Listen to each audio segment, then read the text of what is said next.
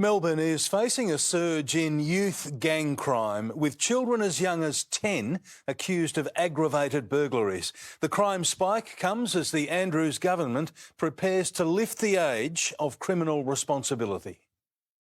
Violent crimes committed by 10 to 14-year-olds are on the rise. Soon, they might not be considered criminals. I think Victorians ought to be very worried about raising the age because we know there are home invasions and violence from these young people. More than 600 youths are now on the statewide police watch list, and aggravated burglaries committed by children surged by 80% in the 12 months to September.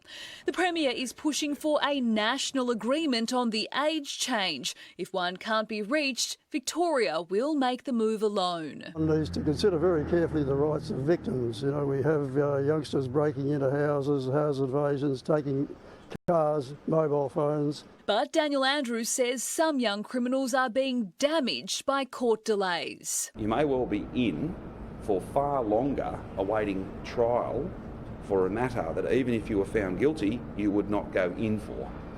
That's a system that is out of balance. I always worry when the Premier says he's going to go it alone, because we've seen him go it alone in so many things in this state that he stuffs up.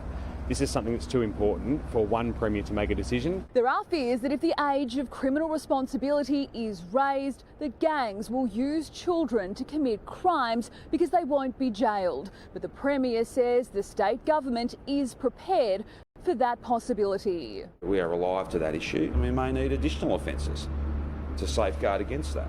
Chanel Vella, 7 News.